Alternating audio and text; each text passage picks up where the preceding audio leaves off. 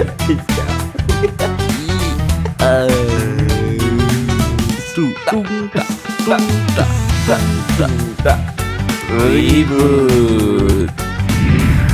Assalamualaikum warahmatullahi wabarakatuh, teman-teman sekalian. Berjumpa lagi dengan saya Budi dan rekan saya Rizal di acara Ribut. Rizal Budi bersama Gus Najib. Oke, terima kasih teman-teman. Bagaimana puasa keduanya hari ini? Apakah lancar?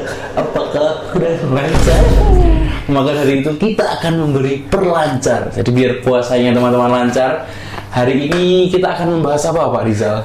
Manfaat sahur bagi kesehatan dan hukumnya sahur itu seperti apa? Sebagai anak muda kadang sok kesiangan itu juga lewat sahur itu akan seperti apa? Itu juga Oke. Kita persingkat saja, langsung kita tanyakan kepada Gus Najib. Bagaimana Gus tentang manfaat sahur untuk kesehatan dan hukumnya di agama Islam? Ya, tentu makanan menjadi istilah seperti halnya bahan bakar bagi tubuh kita. Jadi manfaat sahur bagi kesehatan tentu mempunyai efek yang sangat vital ya. Jadi untuk energi kita, untuk bagaimana kita itu bisa ketika puasa tapi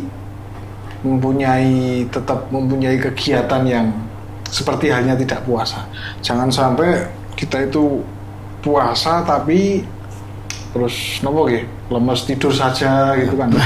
Jadi manfaat puasa, manfaat sahur untuk kesehatan tentu satu, mempunyai bekal untuk 14 jam berpuasa. Ya itu manfaat, tentunya manfaat sahur. Tapi kalau manfaat berpuasa untuk kesehatan, itu tentu banyak sekali. Satu, untuk kesehatan perut kita, kesehatan pikiran kita, mengistirahatkan pencernaan kita, dan memang seperti itu toh, membuat imun kita naik.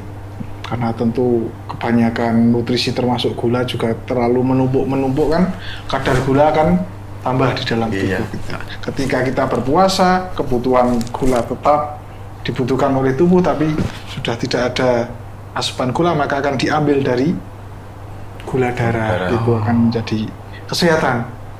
Dan yang paling penting adalah kesehatan nalar kita. Ya, karena bisa lebih fokus, lebih enjoy, dan semua itu tergantung bagaimana kita memaknai. Ya kan? Ya, kalau Gus mau tanya Gus, kalau misalnya, kalau saya pribadi itu justru malah kalau sahur itu malah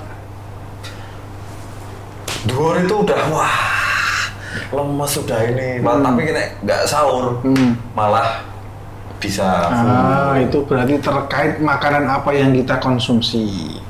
Bahkan kan Nabi juga sudah memberikan contoh bagaimana perut kita itu harus dibagi menjadi 3. Satu bagian untuk udara, satu bagian untuk air, satu bagian untuk makanan.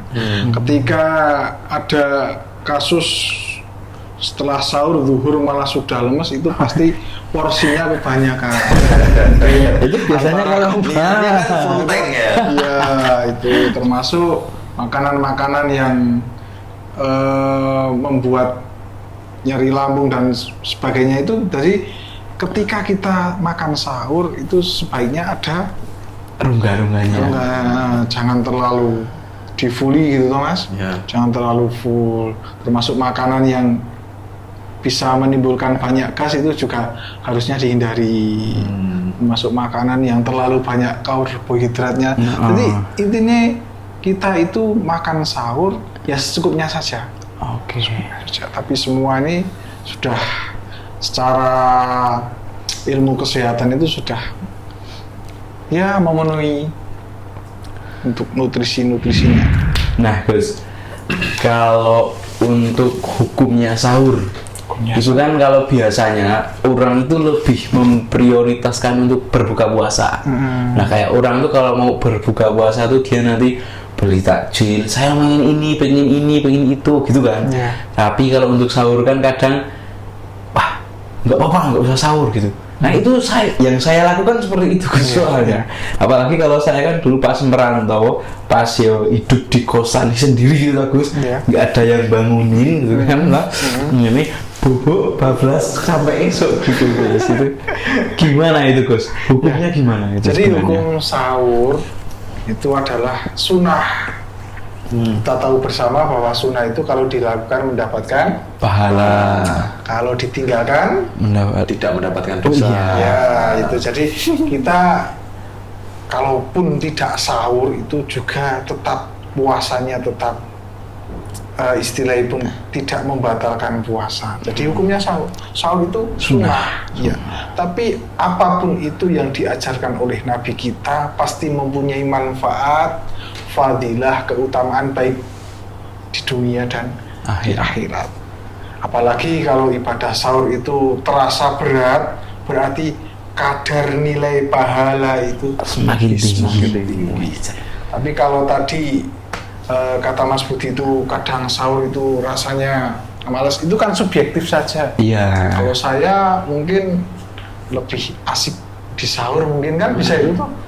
Karena kalau buka itu, kalau di desa kan cepet-cepet mau ke masjid, terus nanti ada ngaji apalagi, jadi mungkin hanya dihasat saja keinginan, tapi cara menikmatinya berbeda. Itu perkara yang subjektif.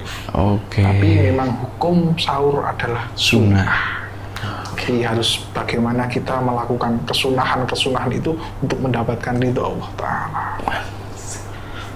Mungkin jadi kesimpulannya apa ini Gus? Manfaat sahur bagi kesehatan dan hukumnya itu seperti apa? Jadi kesimpulannya seperti apa? Jadi kesimpulan tentu agama Islam itu adalah agama yang kita yakini kebenarannya.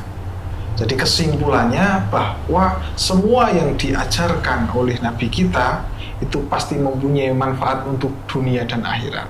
Termasuk Nabi mensunahkan untuk sahur, berarti itu mempunyai manfaat yang besar, baik itu bagi tubuh kita, baik untuk bagi apapun itu, dunia akhirat. Jadi kesimpulannya, walaupun itu perkara sunnah, maka ayo kita sempatkan walaupun hanya seteguk air, hanya sesuap nasi, agar kita mendapatkan keberkahan di dalam berpuasa. Alhamdulillah, semoga teman-teman di rumah juga bisa melakukan seperti itu, karena mungkin kesempurnaan puasa itu kalau kita sahur juga gitu seperti itu. Jadi mungkin seperti itu teman-teman, tema hari ini manfaat sahur dan kesehatan dan hukumnya seperti apa. Jadi kalau kita bisa sahur rutin selama full bulan Ramadan itu akan menyempurnakan puasa kita. Jadi mungkin seperti itu, kita akan ketemu lagi di hari ketiga puasa. Kita selalu menghitung mundur, tinggal 28 hari. Sebentar lagi lebaran. Begitu teman-teman, terima kasih. Assalamualaikum warahmatullahi wabarakatuh. Terima kasih Gus Najib, Mas Budi. Sampai ketemu di episode selanjutnya.